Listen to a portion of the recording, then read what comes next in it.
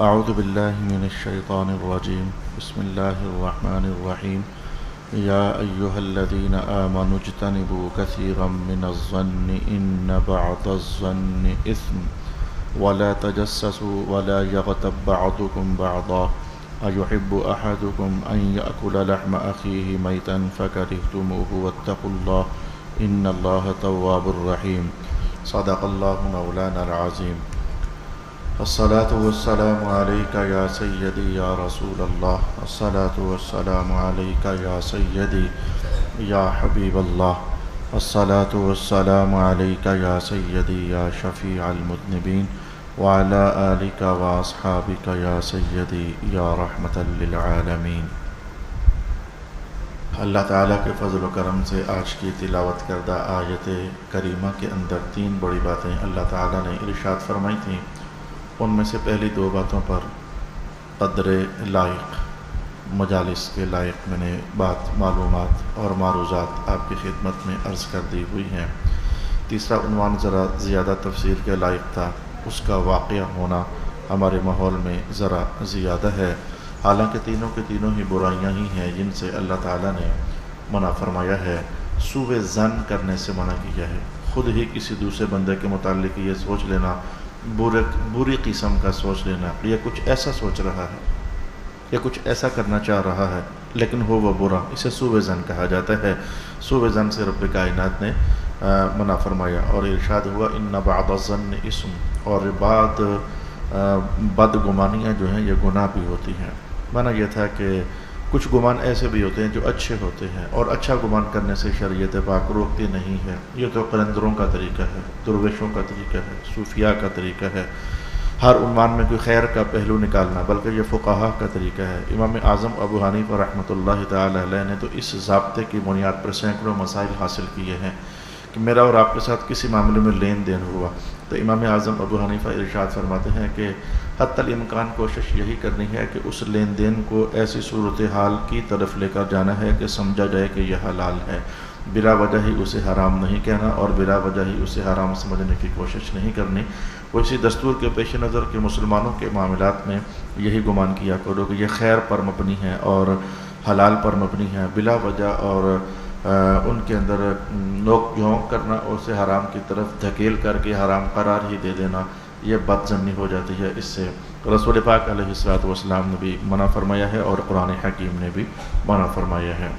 اس کے بعد اگلا عنوان ہمارا آج کا یہ تھا کہ رب کائنات نے ارشاد فرمایا ہے وَلَا يَغْتَبْ بَعْضُكُمْ بَعْضًا۔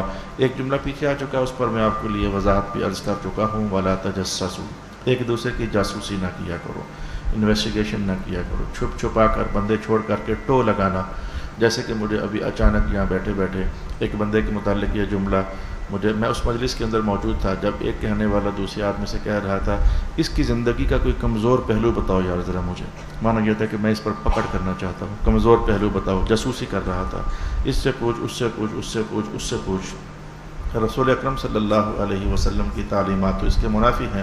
ہر بندے کو عزت سے جینے دو، اس کے اچھائی، اور اگر ایک بندہ چھپ کر گناہ کرتا ہے، اس نے اپنے آپ کو چھپا لیا ہے، ایسی صورتحال میں ہمارا دل یہ ہوتا ہے کہ ہم پتہ لگا کر تو اس کو ذرا اچھالیں۔ اور ایسی صورتحال میں حضور کیا فرماتے ہیں؟ اللہ کی سنت قائمہ کیا ہے، اللہ کی سنت دائمہ کیا ہے؟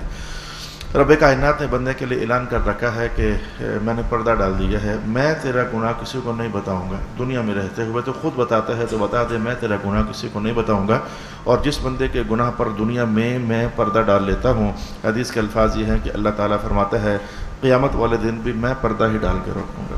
یعنی چھپ کر ہو گیا گناہ۔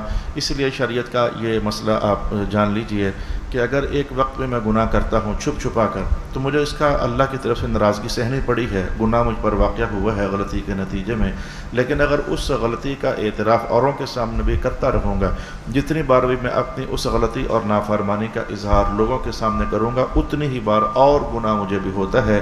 گناہ کرنا بھی گناہ ہے اور گناہ کا اظہار لوگوں کے سامنے کرتے رہنا یہ بھی گناہ ہے۔ الغرض دوسری گفتگو کا حصہ یہ تھا کہ وَلَا تَجَسَّسُوا، جاسوسیاں نہ کرو، بس نظر گھما کر چلے جاؤ، پھیر لو کوئی کیا کر رہا ہے۔ ہاں اگر سریعام برائی ہو رہی ہے اس کا دستور اور ہے، میں آپ کو بتا چکا ہوں کئی بار، سریعام گناہ ہو رہا ہے تو اس میں سرکار دو عالم علیہ السلام نے یوں ارشاد فرمایا ہے کہ اگر تم سے ہو سکے تو طاقت سے روک دو، یہ حکومت کا کام ہے، یہ علماء کا کام نہیں ہے اور آپ کا کام نہیں ہے۔ نہ علماء کے پاس طاقت ہے، نہ پبلک کے پاس طاقت ہے۔ طاقت کا سرچشمہ جو ہے ہر دور میں حکومت ہی ہوتی ہے۔ یہی وہ معنی ہے جو پہلے دن ہی سے چلا آ رہا ہے۔ جب بھی علماء نے کسی اور کا منصب اپنے ذمے لیا ہے، ماحول میں فساد پیدا ہوا ہے اور فتنہ پیدا ہوا ہے۔ علماء کی ذمہ داری زور آزمائی کرنا ہے ہی نہیں ہے۔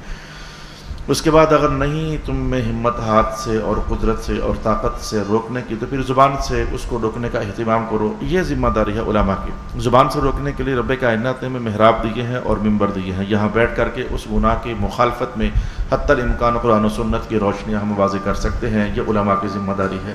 اور تیسرے نمبر پر سرکار دو عالم علیہ السلام نے پبلک کا حوالہ دیا ہے۔ اگر نہ طاقت ہے روکنے کی، نہ زبان سے روکنے کی ہمت ہے، دل میں تو برا جانو کہ یہ بری چیز ہے، اور دل میں برا جاننا یہ پبلک کی ڈیوٹی ہے۔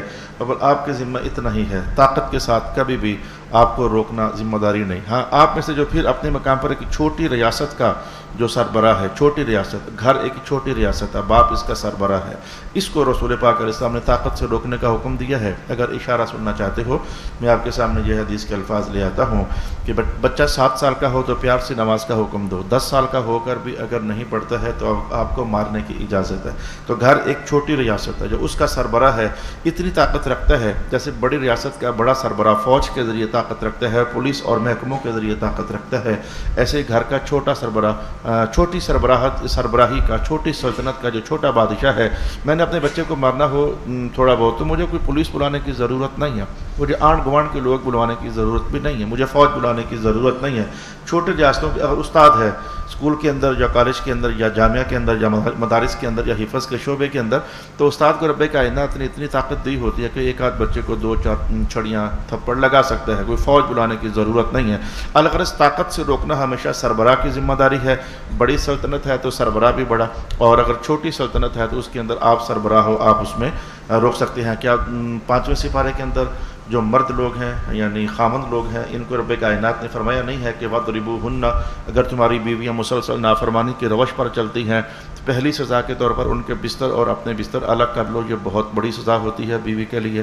اور اگر اس سے بھی رکتی نہیں ہے اس غلطی اور گناہ کے کام کے کرنے سے، پھر ایسے میں تم ان کو مار سکتے ہو، اور ایک خامند بیوی کو مارنے کے لیے کوئی فوجیں بلوانے کی ضرورت نہیں ہوتی۔ جس طرح کی چھوٹی سلطنت ہے تم اتنے ہی اسی حساب سے سربراہ ہو۔ اچانک حدیث کا الفاظ میرے سامنے آ رہے ہیں، کلکم راعٍ وکلکم مسئول عن رعیتہ، تم میں سے ہر ایک کو رب کائنات نے سربراہ بنایا ہوا ہے اور ہر ایک سے پوچھا جائے گا کہ تم نے اپنی پبلک عوام اور رعایا کو کیسے چلایا تھا۔ یہاں تک باتیں پھر میری گزشتہ ہی نشست کے حوالے سے ہو گئیں، نہ چاہتے ہوئے، غیر شعوری طور پر، غیر ارادی طور پر، یا پھر گزشتہ ہی کہانی ہماری واقع ہوئی۔ آج کی نشست میں ہماری گفتگو کا عنوان ہے وَلَا يَغْتَبْ بَعْضُكُمْ بَعْضًا، تم میں سے ایک صاحب دوسرے صاحب کی غیبت نہ کریں۔ لا الہ الا اللہ محمد الرسول اللہ، جتنی سانسیں لیتے ہو اس کو آدھا کر لو تو یہ گناہ اتنا واقع ہو رہا ہے، اس قدر زیادہ ہو چکا ہے۔ میں نے اس سے زیادہ مبالغہ میں نہیں کر سکتا کہ تمہاری سانسوں کو آدھا کر لیا جائے۔ 100 سانسیں روزانہ لیتے ہو تو 50 بار غیبت کہیں نہ کہیں واقع ہو جاتی ہے۔ اشفاق احمد اللہ تعالیٰ ان کے درجوں میں اضافہ فرمائے، دانشور تھے، فوت ہو چکے ہیں۔ وہ کہا کرتے تھے کہ اگر گفتگو میں سے غیبت چغلی نکال دو، جو مجالس میں بیٹھتی ہو تو غیبت اور چغلیاں نکال دو تو پیچھے خاموشی ہی رہ جاتی ہے، کچھ بچتا ہی نہیں ہے۔ اور جملہ ان کا بالکل ٹھیک ہے۔ میں نے کئی بار آزمایا کہ لوگ مجھ سے کہتے ہیں آپ بات نہیں کرتے، گھر میں کئی دن تک میں بات کرتا خاموش رہتا ہوں، میرے بیوی بچے پریشان ہو جاتے ہیں خاموش ہے، ہوا کیا ہے؟ میں نے کہا ہوا کوئی نہیں ہے، کام کی بات ہے کوئی نہیں ہے، اور اگر اوٹ پٹانگ کروں گا تو اس کا فائدہ کیا ہے؟ تو وہ پریشان ہو جاتے ہیں میری خاموشی دیکھ کر کے۔ تو کہنے کا مطلب یہ ہے کہ اپنی زبان کو سنبھالنا، یہ زبان سے نکلنے والے گناہ بہت زیادہ ہیں، بہت زیادہ ہیں۔ تو کہیں نہ کہیں روزانہ زبان گندی ہو رہی ہے۔ جیسے کپڑے گندے کرنے ہوں تو اس کا ایک ہی سورس نہیں ہوتا، باہر نکلو کو 10 چیزیں ہیں جو کپڑوں پر لگ سکتی ہیں، دھواں لگے گا، غبار لگے گا، چھینٹے کسی کے اڑ کر لگ سکتے ہیں۔ جیسے کپڑوں کو گندا کرنے کے کئی اسباب ہیں، ایسے زبان کو گندا کرنے کے لیے کئی اسباب ہیں۔ زبان سے جھوٹ بھی نکل آتا ہے، زبان سے ناشکریاں آ جاتی ہیں، زبان سے شکوے شکایتیں آ جاتے ہیں، زبان سے غیبت ہو جاتی ہے، زبان سے بہتان ہو جاتا ہے، زبان سے الزام تراشی ہو جاتی ہے، زبان سے میں عرض کرتا ہوں کہ چغلیاں ہو جاتی ہیں۔ تو 500 کے قریب امام غزالی فرماتے ہیں 500 کے قریب ایسے گناہ ہیں جو زبان جھوٹی قسم اٹھا لیتے ہو. چلو 500 مبالغہ ہی صحیح، جیسے ہم کہتے ہیں تجھے میں نے 100 بار سمجھایا ہے، چلو یہ قول مبالغے پر ہی مبنی صحیح، لیکن اس میں کوئی شک نہیں ہے کہ زبان ہماری بہت قسم کے گناہ ہیں جو کہ کرتی رہتی ہے. حرام کا چسکا اسے پڑ جاتا ہے تو یہ بھی تو زبان ہی کا گناہ ہے. اولاً گالی نکالنا بھی تو زبان ہی کا گناہ ہے، کسی بڑے کی بے ادبی کر دینا یہ بھی تو زبان ہی کے ساتھ تعلق رکھنے والی غلطی ہے. تو الغرض گناہ زبان سے بہت زیادہ واقع ہوتے ہیں. ان میں سے کثیر الوقوع اگر ہے، بہت زیادہ واقعہ ہونے والا تو وہ غیبت ہے. آپ کو میں جب تھوڑی دیر کے بعد عرض کروں گا غیبت کیا کیا کیا کیا کیا کیا کیا کیا ہوتی ہے، تو سارے یہ کہتے کہتے اٹھو گے توبہ توبہ توبہ توبہ توبہ توبہ، کون بچا ہے پھر یہ کہتے کہتے آپ اٹھو گے.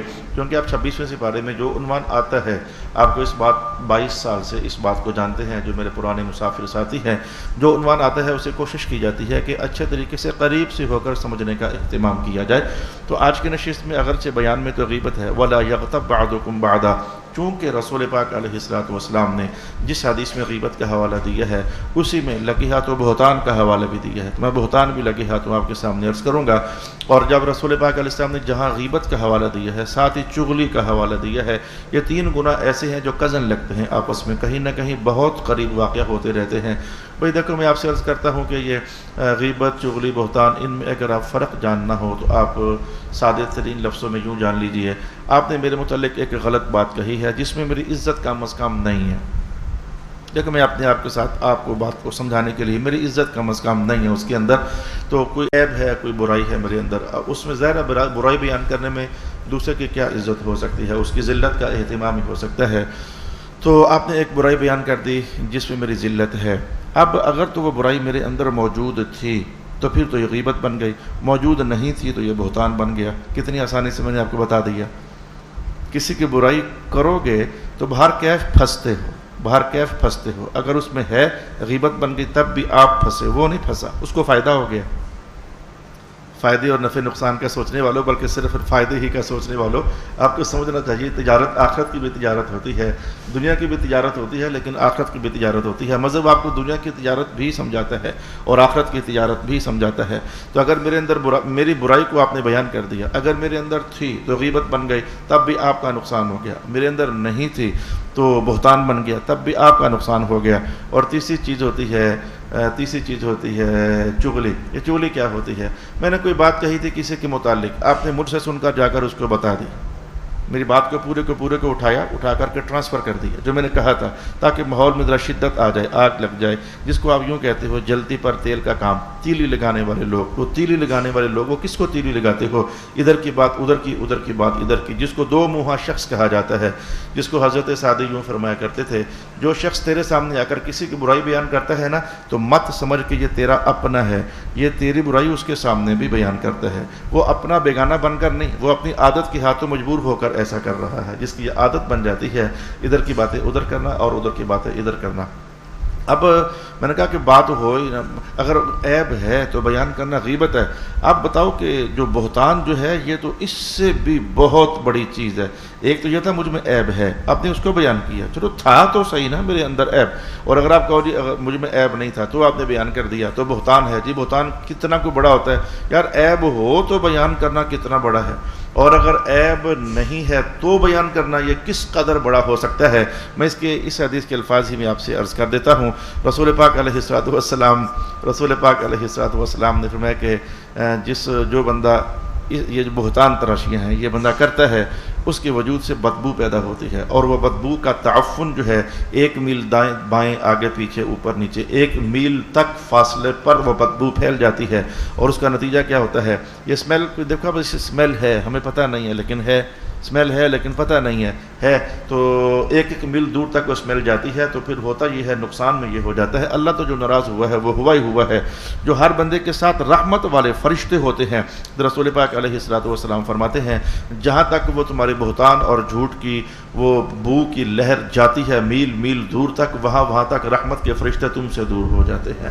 کیا اس سے بڑا نقصان کوئی ہو سکتا ہے کہ 1 میل دور ہو چکے ہو اللہ تعالیٰ کی رحمت سے، اور اگر یہ تمہاری عادت ہی بن چکی ہے تو سارا دن تمہارا اسی حالت میں گزر جائے تو کس قدر زیادہ گھاٹے کا سودا آپ لوگوں نے کیا ہے۔ لہذا آج آپ یہی سمجھیں کہ زبان کو سنبھالنا ہے، کس قدر سنبھالنا ہے، کیسے سنبھالنا ہے۔ اب جیسے آپ نے کپڑوں کو بچانا ہے تو اب یہ آپ کو پتہ ہے کیسے بچایا جا سکتا ہے، ان راہوں پر ہی نہ چلو۔ اور میں تو کئی بار شلواروں کو اوپر اٹھائے ہوئے لوگوں کو چلتے دیکھتا ہوں، ان کو پتہ ہوتا ہے کہ یوں بچا جا سکتا ہے۔ اگر کہیں روحانی شعور آپ لے لو، روحانی شعور کہیں آپ، میں خود جب بازار میں آتا جاتا ہوں میری کوشش یہ ہوتی ہے تنہائیوں والا راستہ اختیار کروں، رش والا راستہ اختیار نہ کروں۔ میں عام طور پر مسجد کے ادھر سے آ کر چلا جاتا ہوں تاکہ میں اپنے آپ کو بچا کر رکھوں، لوگوں کے رش سے بچوں۔ صوفیاء کا یہ قول ہمیشہ پیش نظر رہتا ہے کہ السلامۃ فی الوحدان، تنہا رہنے میں جو مزے ہیں یہ بس تنہا رہنے ہی میں مزے ہیں۔ جو آپ کو دینے کا ٹائم ہوتا ہے میں آپ کو دیتا ہوں، آپ مجھے بلاتے ہو میں آپ کے پاس آتا ہوں، کوئی ملاقات کا عنوان ہوتا ہے میں آپ کے پاس آتا ہوں، کوئی مسئلہ مسائل ہے آپ کو میں اپنے پاس بلاتا ہوں۔ جو ضرورت کا وقت ہے میں وہ دیتا بھی ہوں لیتا بھی ہوں، لیکن ضرورت کے وقت کے علاوہ گجر خان کے کئی اہل علم احباب مجھ سے مختلف زمانوں کے اندر ملنے کے لیے آئے۔ میں نے کہا بھائی میرے آپ آئے ہو، اللہ آپ کو اجر عطا فرمائے، آنا ہو تو کلاس ٹائم میں آ جایا کرو، پڑھا رہا ہوتا ہوں جتنی دیر مرضی بیٹھو، کلاس ٹائم کے بعد اگر آپ مجھ سے کہو میں آپ کو ٹائم دے سکوں گا، جاب میری ایسی ہے کہ میں ٹائم دے نہیں سکوں گا۔ 12 بجے پڑھا کر فارغ ہوتا ہوں تو 10 جگہوں پر جانا ہوتا ہے، اگلے دن بچوں کو پڑھانا ہے تو 8 گھنٹے مطالعہ کرنا پڑتا ہے، میں آپ کو کدھر ٹائم دوں گا؟ نہ میں آپ کے پاس زیادہ آ سکتا ہوں نہ آپ میرے پاس آ سکتے ہو۔ السلام علیکم ورحمۃ اللہ۔ تنہائیاں بہت اچھی رہتی ہیں اور اس میں فائدہ زیادہ ہے۔ البتہ کبھی اگر مجھے فرصت نصیب ہو جائے تو 2-4 بندے ہیں اللہ والے جن کے پاس میں خود جاتا ہوں کہ اللہ تعالیٰ آج تیری محبت میں اس کے ساتھ ملنے کے لیے آیا ہوں، ہیں اگرچہ ایسا بہت کم واقعہ ہوتا ہے۔ میں آپ کا ماحول بنانا چاہتا ہوں کہ آج کے عنوان کی اہمیت کو آپ سمجھنے کا اہتمام کریں۔ تو جیسے آپ اپنے کپڑوں کو بچانے کے لیے 100 اہتمام کر لیتے ہو، اپنی دولت کو بچانے کے لیے 100 اہتمام کر لیتے ہو، تو اپنی قبر کو بچانے کے 200 اہتمام کرنے چاہیے۔ اپنے آپ کو دوزخ کی آگ سے بچانے کے لیے 500 اہتمام کرنے چاہیے۔ کیسے کیسے کیسے کیسے بچا جا سکتا ہے میں آپ کو بتاتا بھی رہتا ہوں۔ ابھی بھی تو میں نے بتایا ہی ہے نا آپ کو، جو اس سے 2 منٹ پچھلے تھے میرے، اس کے اندر بھی تو میں نے آپ کو بتایا ہی ہے صلی اللہ علیہ وآلہ وسلم۔ تو آئیے میں آج آپ کی خدمت میں یہ کہنے کے بعد کہ مجھ میں برائی ہے آپ نے بیان کر دی، یہ غیبت ہے، آپ کا نقصان ہو گیا ہے۔ مجھے میں برائی نہیں ہے آپ نے بیان کر دیا تو یہ بہتان ہے۔ بہتان کے بارے میں تو رب کائنات نے قرآن حکیم میں 18ویں سے بارے میں یہ جملہ ارشاد فرمایا تحسبونہ ہینا وہو عند اللہ عظیم۔ اگرچہ وہاں تو ذرا عنوان بہت ہی بھاری عنوان ہے، بہت بھاری عنوان ہے، لیکن اتنا کو معنی وہاں سے نکالا جا سکتا ہے۔ علماء کو بھی پتہ ہے میں کیا کہہ رہا ہوں، وہاں تو بہت بڑا بھاری عنوان ہے، ہم یہ پڑھ چکے ہیں 18واں سپارہ سورہ نور۔ تم اس کو بہت ہلکا سمجھ رہے تھے، اللہ کے ہاں یہ بہت بڑا تھا عنوان۔ یہاں ایک بہتان کی باتیں چل رہی ہے، جناب ام المؤمنین پر بہتان تراشی ہوئی تھی تو وہاں تو خاندان نبوت بھی ساتھ جوڑ کر رب کائنات نے کہا تم اس کو ہلکا پھلکا سمجھ رہے ہو، لیکن اللہ تعالیٰ کے ہاں بہت بڑی چیز ہے، بہت بڑی چیز ہے، اور وہ عند اللہ عظیم، اللہ کے ہاں یہ بہت بڑی بات ہے۔ اب جب کہ اتنی باتیں میں نے آپ کی خدمت میں کر دی ہیں تو میں ذرا چند منٹوں میں آپ کے سامنے یہ عرض کر دوں کہ چونکہ توجہ ساری جم چکی ہے، اکثر مہمان ہمارے آ چکے ہیں، تو میں ذرا یہ چاہتا ہوں کہ وہ لفظ تو آپ کے سامنے لاؤں کہ کن کن لفظوں کو مذہب کے ترازو میں غیبت کہا گیا ہے۔ پھر آپ سوچو گے تو لگے گا کہ اجڑ گیا ہے سب کچھ۔ الفاظ ذرا سن لیں، مجھے بھی کئی بار لگے گا کہ اجڑ گیا ہے، جبکہ آج میں آیا ہوں آپ کے پاس آپ کو یہ سبق بتانے کے لیے، تو اللہ تعالیٰ کو پتہ ہے کہ میں استغفار کرتا آیا ہوں، اے اللہ تعالیٰ مجھے معاف کر دے، اے اللہ تعالیٰ مجھے معاف کر دے، اے اللہ تعالیٰ مجھے معاف کر دے۔ آج میں کہنے بھی یہ جا رہا ہوں تو فلانی بات تو کئی بعض اوقات مجھ سے بھی ہوئی ہے، اے اللہ تعالیٰ مجھے معاف کر دے، پر کیا فیصد اللہ کا شکر ہے کہ اللہ تعالیٰ کہتا ہے وَيَعْفُو عَنْ كَثِيرٍ، تمہارے بہت سارے معاملات تو تمہارے کہے بغیر ہی معاف کرتا رہتا ہوں، اپنی رحمت کا اظہار کرنے کے لیے۔ وَيَعْفُو عَنْ كَثِيرٍ، بہت سارے معاملات تو میں بغیر کہے ہی معاف کرتا رہتا ہوں، اور بعض اوقات تم کہتے ہو تو معاف کرتا ہوں۔ ہم کب کہتے ہیں کہ مولا معاف کر دے؟ یہ کہنا ہی تو ہے استغفر اللہ، مولا معاف کر دے، یہ کہنا ہی تو ہے، کہیں ایسے ہی معاف کر دیتا ہوں اور کہیں جب تم کہتے ہو تو میں تمہیں معاف کر دیتا ہوں۔ اچھا تو سن لیجئے، لا الہ الا اللہ، قانون یہ ہے، غیبت کا دستور یہ ہے کہ ہر وہ بات کسی کے لیے کہوں جس کو سن کر اسے دکھ لگے، بھلے پیچھے کہوں یا سامنے کہوں۔ لفظ غیبت غائب، وہی لوگوں نے یہی سمجھا ہوا ہے کہ جو پیچھے پیچھے کہو، کنڈ پیچھے کہو تو وہ غائب غیبت ہوتی ہے، وہ تو ہوتی ہی ہوتی ہے۔ حضور نے فرمایا نہیں، اگر سامنے کہو گے تو اس کو رنج پہنچائے تب بھی غیبت ہی ہے۔ یہ غائب اور غیبت اس لیے کہا قرآن حکیم نے اور حدیث پاک میں کہ عام طور پر ہوتا یہ ہے کہ ہم پیچھے پیچھے ہی برائیاں کرتے ہیں، اس لیے اس گناہ کا نام غائب اور غیبت پڑ گیا۔ عام طور پر میرے سامنے آپ تو میرے ہاتھ چومتے ہو، جب بولتے ہو تو میرے پیچھے بولتے ہو، انسانوں کی حالت یہ ہے کہ ایک دوسرے کے سامنے تو وہ عزت کرتے ہیں، لیکن جب بولتے ہیں تو کانٹ پیچھے بولتے ہیں. یہ سیاستدان بھی آپس میں جب ملتے ہیں تو سلام دعا کرتے ہیں، لیکن جب آمنے سامنے نہیں ہوتے تو میڈیا بھرا پڑا ہے. تو انسان کی فطرت ہے کہ وہ جب آمنے سامنے ہوتا ہے تب نہیں برا بولتا، جب پیچھے، کیونکہ اس میں عام طور پر انسان چھپ چھپا کر غائب ہو کر ہی بات کرتا ہے. اس وجہ سے صرف اس کو غیبت اور غائب کے ساتھ تعبیر کیا گیا، ورنہ سامنے بولو گے وہی بات جس سے دل کو رنج پہنچا ہے تو سمجھو کہ سامنے بھی وہ درجے میں غیبت ہی ہے. یہ بات پہلے تو آپ یہ یاد رکھ لیں. یہ ان لوگوں کا مغالطہ ہے جو یہ سمجھتے ہیں اور یہ بات تو میں اس کے سامنے بھی کہہ سکتا ہوں، تو ایسا کہنے سے یہ غیبت نہیں رہی ہے، غیبت ہے. یہ مغالطہ اپنا دور کیجیے. اور جی میں تو اس کے سامنے بھی کہہ سکتا ہوں، یہ اپنے آپ کو طفل تسلی ہے، جھوٹا آسرا ضرور ہے کہ نہیں یہ غیبت تھوڑی ہوتی ہے، یہ تو میں سامنے بھی کہہ سکتا ہوں. چاند میرے، یہ غیبت اسی کا نام ہے. حضور نے جب کہہ دیا کہ سامنے بولو یا پیچھے بولو وہ غیبت ہی ہے. اب دیکھیے کون کون سے عیب ہیں جن کو کہنا یہ غیبت ہے. ہر وہ عیب جس کو سن کر کے بندے کو دکھ پہنچے، جملہ سمجھ آ گیا میرا؟ ہر وہ عیب جس کو سن کر دوسرے کو دکھ پہنچے وہ غیبت ہی ہے. مفسرین کرام نے کہا کسی کو اندھا کہہ دینا. آپ کسی بھی نابینے کو ذرا کیا کہتے کہ لفظ پنجابی کا انیا، تو یقیناً اس کو عزت نہیں ہوئی ہے، یقیناً اس کو تکلیف ہوئی ہے. تو کسی کو، حالانکہ وہ اندھا ہے اور یہ عیب بھی اس کا اختیاری نہیں ہے، اللہ کی طرف سے بیماری ہے، لیکن صدمہ تو اسے پہنچا ہے. کسی کو اندھا کہہ دینا، کسی کو جناب آپ نے ازواج مطہرات کے اندر آپ نے سن نہیں لیا تھا، جناب صفیہ کا قد مبارک ذرا کم تھا تو جناب عائشہ نے اتنا ہی کہا تھا نا کہ وہ آ گئی ہیں. تو یہ دیکھو اسی پر قرآن پاک اتر آیا تھا. آپ کو پچھلی اگر کہانی یاد ہے کہ کسی کو گٹھا کہہ دینا، یہ باقاعدہ غیبت ہے. اور اگر اسے اچھا لگتا ہے، خوش ہوتا ہے تو کہو، 1000 بار کہو، لیکن ذرا مجھے بندہ دکھانا صحیح کہ جس کو آپ اندھا کہو وہ خوش ہو، جس کو آپ گٹھا کہو وہ خوش ہو. دکھانا ویسے مجھے ضرور، کوئی بندہ بھی ایسا نہیں ہے کہ وہ اپنی کوئی فطری، بھلے ایک بندہ لنگڑا ہے تو آپ اس کو لنگڑا کہہ رہے ہو تو یقیناً خوش نہیں ہوا، یقیناً خوش نہیں ہوا. لیکن آپ نے غیبت کما لی ہے. ایک بندے کا رنگ ہی کالا ہے. جناب اللہ اکبر، اللہ اکبر. جناب حضرت بلال کو جناب ابو ذر غفاری نے یہی تو کہا تھا کہ کالی ماں کا بیٹا ہے. دکھ لگا تھا کہ نہیں لگا تھا؟ حضور کے پاس پہنچے تھے کہ نہیں پہنچے تھے؟ یہ کوئی پرانی بات نہیں ہوئی ہے، 3 جمعوں کے اندر پہلے میں آپ کو یہ بات بتا چکا ہوں. تو کالے بندے کو کالا کہہ دینا، کسی حسین کو حسین کہو، ہاں یہ اس کو دکھ نہیں لگا. آپ کو یہ باتوں کا وزن سمجھ آتا ہے، بہت پیارے ہو یار، یہ دکھ نہیں لگا، اس کو اچھا لگا ہے. بڑا نکھرا رنگ ہے آپ کا، یہ اس کو برا نہیں لگا، اچھا لگا ہے. لیکن اس کو کالا کہو گے تو یہ تو اس کو دکھ لگا ہے. آگے چلے جائیے تو کسی کی نظر میں ٹیڑھا پن ہے، آپ اسے پہنگا کہہ رہے ہو، یقیناً اس کو اچھا نہیں لگا. مثالیں سمجھ آ گئی ہیں چند ایک. یہ ایک فیملی ہے، بندے کے وجود کے اندر تخلیقاً جو عیوب اللہ نے پیدا فرما دیے، جب وہ بولو گے تو یہ غیبت کا درجہ بن جاتا ہے. کہیں نہ کہیں یاد آتا ہوگا کس کس کو کیا کیا کہتے رہتے ہو. وہ عیب جو اللہ نے پیدا کی جس میں بندے کا قصور ہی نہیں ہے، یہاں تو وہ ان عیبوں کو کہتے رہنا یہ بھی غیبت بن جاتی ہے. اچھا میں آپ کے سامنے کہتا ہوں کہ بندہ خود نہیں، بندے کا باپ یا کوئی دوسرا ایسا تھا، بندے کا باپ یا کوئی دوسرا ایسا تھا تو اس کی طرف نسبت کرتے ہوئے شرم دلا دینا. جناب اکرمہ اب تو حضرت اکرمہ ہے، ابو جہل کا بیٹا اب تو ابو حضرت صحابی بن چکے ہیں. لیکن کسی نے یہی کہا تھا نا، مدینہ کی مختلف جماعتوں سے جب پاس سے گزر رہے تھے، ابو جہل کا بیٹا ہے، اتنا ہی کہا تھا نا. رانجو پہنچا تھا کہ نہیں پہنچا تھا؟ آ کر حضور سے کہا تھا کہ نہیں کہا تھا یا رسول اللہ اب میرا کیا قصور ہے، میں تو مسلمان ہو چکا ہوں لیکن مجھے اب بھی یہ باپ کی طرف منسوب کرتے ہوئے یہ کلام کرتے ہیں. تو حضور نے روکا تھا یا نہیں روکا تھا؟ کچھ باتیں حدیثیں کہہ چکا ہوں. تو لہذا کسی کا باپ برا ہے تو اس کے باپ کی برائی کو ادھر کیوں منسوب کرتے ہو؟ خاوند لوگوں تمہارے اندر بیویوں کو ڈانٹنے کے حوالے سے یہ بڑی موجود ہے. فلانے کی تیرے باپ نے یہ تربیت دی ہے تجھے، باپ نے تو اچھی تربیت تھی، اس بیچارے کا اپنا قصور ہو سکتا ہے، سستی ہو سکتی ہے، غفلت ہو سکتی ہے. تو بیویوں کو ڈانٹتے وقت تم، حالانکہ بیویوں کو ڈانٹنے کا دستور ہی نہیں ہے.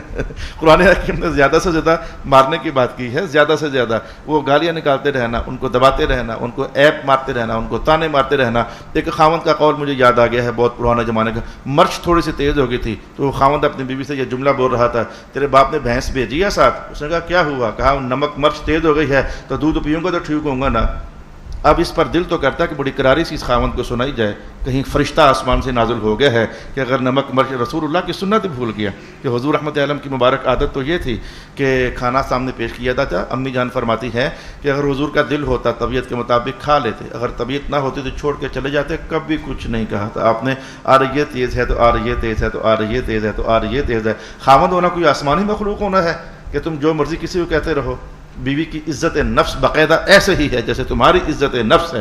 تم کسی کو اس طرح ڈانٹ سکتے ہو نہیں ڈانٹ سکتے ہو، اس کے عیبوں پر سمجھا سکتے ہو، تلقین کر سکتے ہو، تنبیہ کر سکتے ہو، بار بار سمجھانے کے بعد جو اللہ نے کہا وہ کر سکتے ہو، بستر جدا کر سکتے ہو، قدرے مار سکتے ہو۔ مارنے کا معنی بھی کیا ہے؟ ڈانگیں لے کر ڈنڈے لے کر مارنے کا معنی نہیں ہے۔ عبداللہ ابن عباس فرماتے ہیں کہ مارنے کا معنی صرف یہ ہے کہ مسواک لے کر 2-4 مار دو، بس احساس دلانا مقصود ہے، ہڈی پسلی ایک کر دینا تھوڑا مقصود ہے۔ اعوذ باللہ من الشیطان الرجیم۔ آگے بڑھ جائیے تو یہ کسی کو کہنا کہ موچی کا بیٹا ہے، کسی کو موچی کا بیٹا، یہ اس کا پیو فاسق تھا، شرابی تھا، اس کا باپ ہی ایسا تھا۔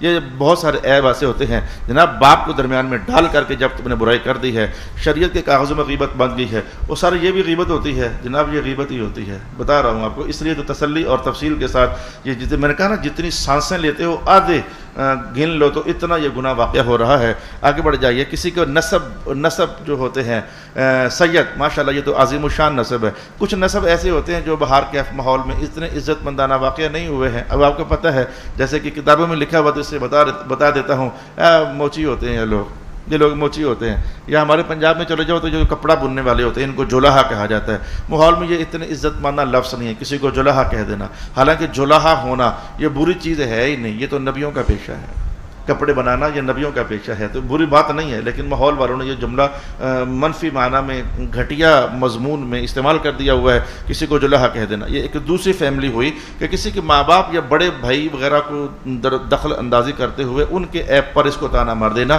یہ غیبت کی ایک دوسری فیملی ہے۔ غیبت کی تیسری فیملی یہ ہے کہ جو بندے کے اپنے اخلاقیات ہوتے ہیں، بڑا متکبر آدمی ہے یا بزدل آدمی ہے، اچھا، یا پھر یہ بخیل آدمی ہے، کنجوس آدمی ہے، یہ کسی کو ادھر کی ادھر کہنا، یہ تو ہے ہی کنجوس، یہ تو ہے ہی بخیل۔ یہ غیبت کی تیسری فیملی ہے، جو بندہ کے اندر اپنے ذاتی کیریکٹر کی بنیاد پر جو عیب پیدا ہو جاتے ہیں، یہ غیبت کی تیسری فیملی ہے۔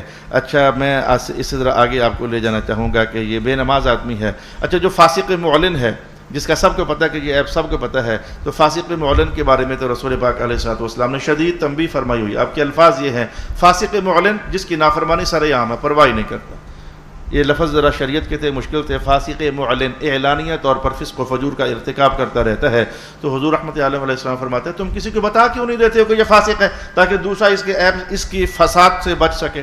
یہ لین دین کا کھوٹا ہے، سب کو پتہ ہے کھوٹا ہے، تو بتا کیوں نہیں دیتے ہو کسی آنے والے کو یا نئے کو کہ بھائی اس کے ساتھ لین دین کرنے میں احتیاط کرنا، لین دین کا کھوٹا ہے۔ تو باہر کے اگر اعلانیہ اس کا فسق نہیں ہے تو پھر پردہ ڈالنے ہی کا حکم ارشاد کہا گیا ہے۔ یہ بہت کھاتا ہے، آپ کہتے ہو کہ اس میں کیا ہے؟ ہاں جی ہے، تو مذہب کے اندر بیان ہو، یہ بہت کھاتا ہے، سست بلا ہے، یہ تو میں نے دوسرا جملہ بیان کر دیا، سست بلا ہے، بہت کھاتا ہے۔ یہ دنیاوی افعال ہیں جن کی بنیاد پر یہ بھی غیبت کی ایک فیملی ہے۔ تو لا الہ الا اللہ محمد الرسول اللہ، کپڑوں کے عیب الگ ہیں، جوتوں کے عیب الگ ہیں۔ یہ میں نے چند ایک مختلف فیملیز آپ کے سامنے رکھی ہیں۔ آیت کے اندر ایک بہت نفیس اور گہری اور باریک گفتگو ہے، میں عرض کر دیتا ہوں۔ آج آیت کو سنبھالتے ہیں، رب کائنات نے ارشاد فرمایا ہے کہ تمہیں ڈر نہیں لگتا اس بات سے تو کیا تم پسند کرتے ہو کہ مردہ بھائی کا گوشت کھاؤ؟ بھائی زندہ بھی ہو تو گوشت کھانا حرام ہے۔ یہ مردے کا حوالہ بعد میں بتاؤں گا کیا ہے، بھائی تو زندہ، میں آپ کا گوشت کھاؤں، یہ حرام ہے۔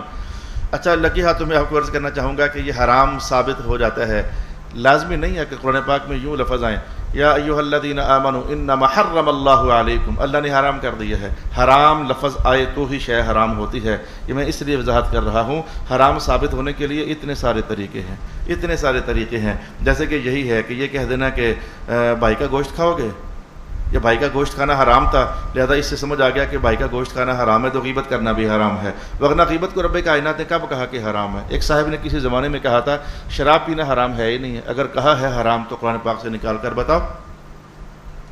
یہ کوئی اس نے کوئی اتنا ٹیکنیکل سوال نہیں کیا تھا، یہ جاہلانہ سوال تھا، یہ بے شعوری کی بنیاد پر سوال تھا۔ شراب پینا حرام نہیں، اگر حرام ہے تو کہاں رب کائنات نے کہا کہ یہ حرام ہے؟ زنا کرنا حرام نہیں، اگر ہے تو بتاؤ کہاں کہا ہے؟ وہ لفظ حرام پر چپکا ہوا تھا کہ لفظ حرام کا ہونا ضروری ہے، حرام ہونے کے لیے لفظ حرام کا ہونا ضروری نہیں ہے۔ کبھی یہ جیسے یہ سٹائل ہے، آپ کو میں نے بتا دیا، مردہ بھائی کا گوشت کھاؤ گے، بھائی کا گوشت کھاؤ گے، گوشت کھانا انسان کا حرام ہے، سمجھ آ گئی، گوشت کھانا بھی حرام ہے، غیبت کرنا بھی حرام ہے۔ کبھی اللہ تعالیٰ ان امور کو جو حرام ہوتے ہیں شیطان کی طرف منسوب کر دیتا ہے، انما الخمر والمیسر والانصاب والازلام رجس من عمل الشیطان، یہ جوا، یہ شراب، یہ سارے شیطانی کام ہیں، تو شیطان تو حلال کام تھوڑے کرتا ہے، وہ حرام کام ہی کا ارتکاب کرتا رہتا ہے، تو لہذا کبھی شیطانوں کی طرف منسوب کرنے سے بھی حرمت ثابت ہو جاتی ہے۔ کبھی کسی کام کو گندا اور پلید کہہ دینا، اچھا شیطان کی مثال دیکھو، وہ ان المبذرین کانوا اخوان الشیاطین، یہ جو فضول خرچی کرنے والے ہیں شیطان کے بھائی ہیں، تو سمجھو فضول خرچی کرنا حرام ہے، کیونکہ شیطان ہمیشہ حرام کام ہی کی طرف بندے کو اکساتا ہے، اور کبھی کام کو پلید گندا ہے، یہ بڑا گندا ہے یہ کہہ دیا جاتا ہے، گندا ہے، جیسے کہ کیا کہا انما الخمر والمیسر والانصاب والازلام رجس رجس رجس، یہ پلیدی ہے، ان تینوں چاروں کاموں کو، جوا ہے، شراب ہے، ان سب کاموں کو کہا کہ یہ رجس ہے، یہ پلیدی ہے اور شدید درجے کی پلیدی ہے۔ تو کسی کام کو پلید کہہ دینا یہ دلیل ہوتی ہے کم سے کم حلال نہیں ہے، کیونکہ حلال کبھی پلید نہیں، جو حلال کام ہوتا ہے اس کا پلیدی سے اور رجس سے کیا کام ہے۔ تو الغرض حرمت کے ثابت ہونے کے بھی کئی طریقے ہیں، فرض کیسے ثابت ہوتا ہے اس کے بھی کئی طریقے ہیں، واجب کیسے ثابت ہوتا ہے یہی قرآن ہے یہی حدیث، اور عجیب ہے علم کا معاملہ، انہی آیات سے حرام بھی نکلتے ہیں، انہی چکی جب چلتی ہے نا ضابطوں کی جو قرآن حکیم ہی سے لی ہوئی ہے، تو خود بخود جناب علی حرام ایک طرف ہوتے چلے جاتے ہیں، واجب ایک طرف ہوتے چلے جاتے ہیں، فرض ایک طرف ہوتے چلے جاتے ہیں، سنتیں ایک طرف ہوتی چلی جاتی ہیں۔ ذخیرہ یہی ہے قرآن کا اور سنت نبوی کا، ذخیرہ یہی ہے، لیکن یہیں سے ہر کیٹیگری خود بخود ہی الگ الگ الگ الگ الگ ہوتی چلی جاتی ہے۔ اور جیسے پھل فروٹ بیچنے والے، سبزیاں بیچنے والے، لنگر کیلوں کا وہی ہوتا ہے، لیکن سائز چھوٹا بڑا کر کیٹیگری بنا دیتے ہیں، پیچھے سے ایک ہی ریٹ پر لے کے آتے ہیں، لیکن یہ سائز بڑا ہے یا اعلیٰ ہو گیا، اعلیٰ نہیں، کیلا اعلیٰ نہیں ہوتا، چھوٹا ہے تو بھی وہی ہے، بڑا ہے تو بھی وہی ہے، سائز چھوٹا بڑا ہوتا ہے، اندر سے وہ گری اور مغز اور مٹھاس ایک ہی ہوتی ہے۔ تمام چیزوں کا، کھانے پانے والی چیزوں کا حال یہی ہوتا ہے۔ تو ایسے ہی قرآن و سنت کی چکی وہی ہے، اسی میں سے حرام، فرض، واجب، مستحب تک بھی قرآن حکیم سے نکلتے ہیں۔ یہ عجیب تر بات آپ کی خدمت میں عرض کر رہا ہوں۔ ایک تو میں نے آپ کو یہ بات عرض کرنا چاہی ہے کہ یہ حرام ثابت ہونے کے لیے لفظ حرام آئے تو ہی حرام مانیں گے، وگرنہ نہیں مانیں گے، یہ کوئی بات نہیں ہے، یہ غلط بات ہے، یہ ایک سوچ ہے اور افتراء بازی ہے، اور اپنے آپ کو گناہوں میں آلودہ کرنے کے لیے ایک خام خواہ کی کمزور سی باڑ بنا رہے ہو کہ شاید ایسا کرنے سے اور کہنے سے اور سوچنے سے میں بچ جاؤں، حالانکہ تم اس طرح کہنے سوچنے سے بچ نہیں سکتے ہو۔ اور دوسری بات میں نے عرض کرنا چاہیے کہ اس پر امام فخر الدین رازی اور دیگر ائمہ تفسیر نے کہا کہ بھائی کا گوشت کھانا حرام ہے، اسے مردہ ہونے والی بات ساتھ جوڑ دینا، اس کا مطلب کیا ہے؟ لا الہ الا اللہ محمد الرسول اللہ، لا الہ الا اللہ محمد الرسول اللہ صلی اللہ علیہ وآلہ وسلم۔ میں آج اس کو ایک دوسرے انداز میں کہوں گا۔ کسی زمانے میں یہ صورت میں نے آپ کو 2005 میں ایک بار میں نے پڑھائی ہوئی ہے، مجھے خوب یاد ہے 2005 میں ایک بار یہ صورت میں نے آپ کو پڑھائی ہوئی ہے، اور آج پھر میں کسی اور انداز میں آپ سے کہہ دیتا ہوں۔ یہ مردہ کہنے میں یہ معنی سمجھیں، دیکھو میں ایک بھائی کی ساتھ غلطی کرتا ہوں، وہ زندہ ہے، تو دیکھو زندہ ہے تو میں اس کے گھر جا سکتا ہوں، اور بھائی میرے مجھے معاف کر دے، زندہ میں معافی کی گنجائش باقی ہوتی ہے، اور جب بندہ ہی مر چکا ہے تو سمجھ نہیں آ رہا کہ شدت بیان کی جا رہی ہے، جو مر ہی گیا ہے اب تو تم اس سے معافی بھی نہیں مانگ سکتے ہو۔ اس کو ذرا آج اس انداز میں سمجھ لو، میں 20 سال پرانا 2005 والا سٹائل نہیں لاتا، میں ذرا انداز بدل کر کہتا ہوں۔ زندہ بندے سے معافی مانگی جا سکتی ہے، لیکن جب بندہ مر ہی گیا ہے تو اب تو معافی مانگنا بھی ممکن نہیں رہا ہے، تو پھر بچ جاؤ کہ یہ غیبت کرنا۔ رسول پاک علیہ الصلوۃ والسلام ایسے ہی تو نہیں فرما رہے ہیں کہ جو غیبت ہوتی ہے یہ زنا سے بھی شدید جرم ہوتا ہے، زنا سے بھی شدید جرم ہوتا ہے۔ انشاءاللہ العزیز اگلی نشست میں ہم اس عنوان کو تھوڑا سا مزید تسلی سے ہم جاننے کی اور سیکھنے کی کوشش کریں گے۔ اللہ تعالیٰ میرا اور آپ کا حامی و ناصر ہو۔ وآخر دعوانا ان الحمد للہ۔